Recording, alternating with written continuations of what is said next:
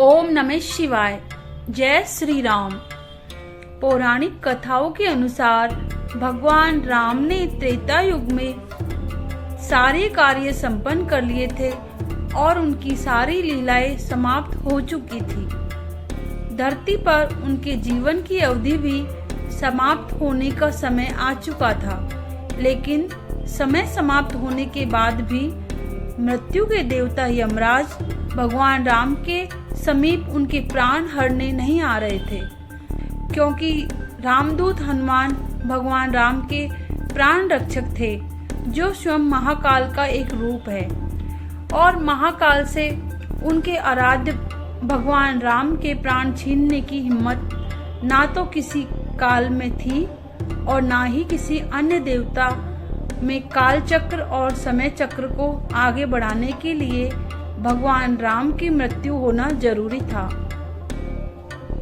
ऐसे में भगवान राम ने एक उपाय निकाला और अपनी एक अंगूठी महल के किसी क्षेत्र में गिरा दी और हनुमान जी से बोले, हनुमान, मेरी प्रिय अंगूठी धरती में वहां उस क्षेत्र में चली गई है।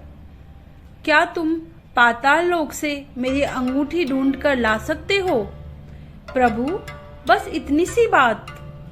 मैं अभी जाता हूँ और शीघ्र ही आपकी अंगूठी लेकर आता हूँ। हनुमान जी की अंगूठी ढूंढने पाताल लोक में चले गए और वह अंगूठी को पकड़ने जाते और वह और नीचे चली जाती। हनुमान जी पाताल लोक में पहुँचे। वहाँ वह नागों के राजा नागराज से मिले। नागराज ने उन्हें अंगूठियों से भरा एक कक्ष दिखाया। इस कक्ष में बहुत सारी अंगूठी रखी हुई है। आप प्रभु राम की अंगूठी ढूंढ सकते हैं। यहाँ तो बहुत सारी अंगूठी पड़ी हुई है। इनमें से प्रभु राम की कौन सी है, यह मुझे देखना होगा। राम जी की युक्ति काम आ गई। हनुमान जी अंगूठी ढूंढने लगे। इसमें उन्हें काफी समय लग गया। हनुमान जी को अयोध्या में न देखकर यमराज ने अयोध्या में प्रवेश किया और वे एक संत का रूप धारण कर भगवान राम जी के महल में पहुंच गए।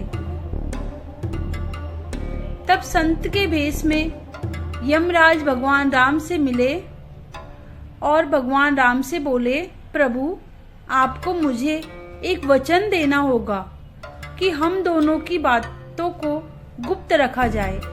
जो कोई हमारी बातों को सुने उसे मृत्यु दंड दिया जाए।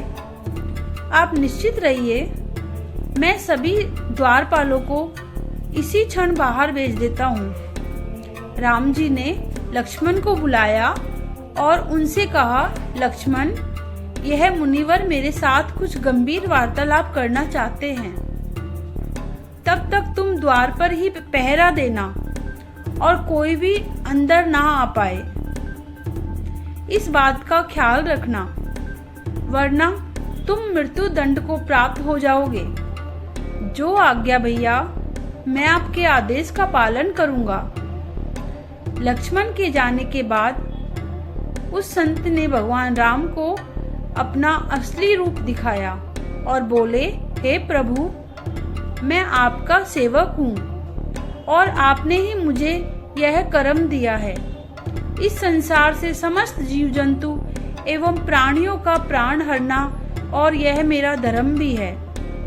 मैं भगवान शिव और ब्रह्मा की आज्ञा से आपसे यह कहने आया हूँ कि आपने जो अपना समय इस पृथ्वी लोक पर निश्चित किया था, वह समय पूर्ण हो चुका है और अब आपको अपने धाम लौट जाना चाहिए।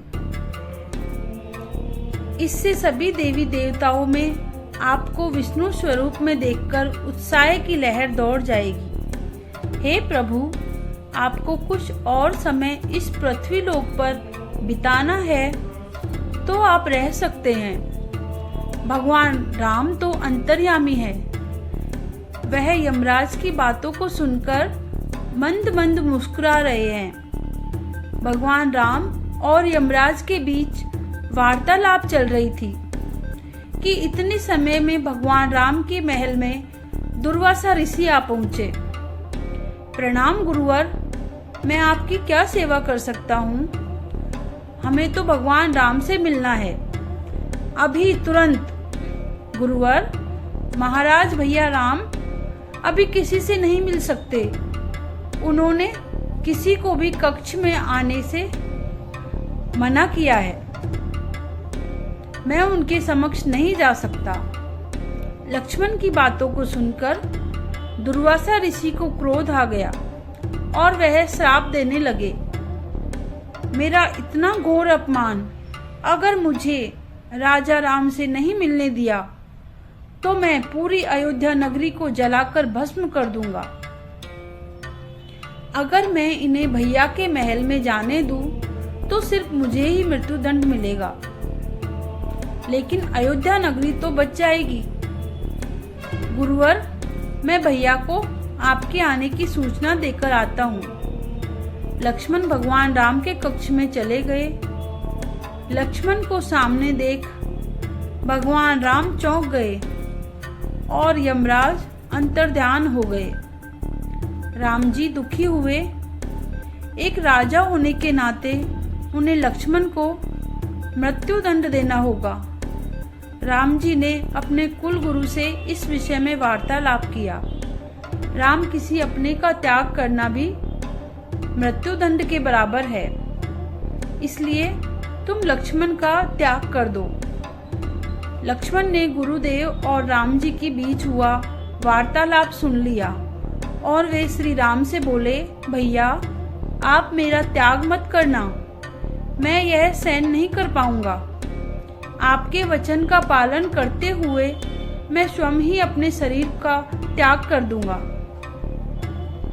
लक्ष्मण ने अपने भ्राता श्री राम का वचन निभाने के लिए अयोध्या की सरयू नदी में समाधि लेकर शेषनाग का रूप ले लिया और फिर भगवान विष्णु के निवास स्थान क्षीर सागर पर जाकर उत्पन्न हुए। उसके बाद भगवान राम भी लक्ष्मण के वियोग में थे। उन्होंने भी सरयू नदी में जाकर जल समाधि दे दी और अपने परम धाम को चले गए। उसके पश्चात हनुमान जी जब अंगूठी लेकर वापस लौटे तो प्रभु राम को महल में ना पाकर हनुमान जी बहुत दुखी हुए। प्रभु, आपने जानबूझकर मुझे पाताल लोक भेजा था ताकि मैं आपको रोक ना सकूं। प्रभु, आपकी आज्ञा पाकर मैं धरती पर ही रहूंगा और जहाँ कहीं भी आपके नाम का भजन और कीर्तन होगा वहाँ मेरी कृपा हमेशा बनी रहेगी। हनुमान जी को भगवान राम जी से अमरता का वरदान प्राप्त है, इसलिए कहते हैं कि आज भी जहाँ कहीं पर भगवान राम के नाम का भजन कीर्तन होता है वहाँ हनुमान जी अवश्य आते हैं और भक्तों को अपना आशीर्वाद देते हैं।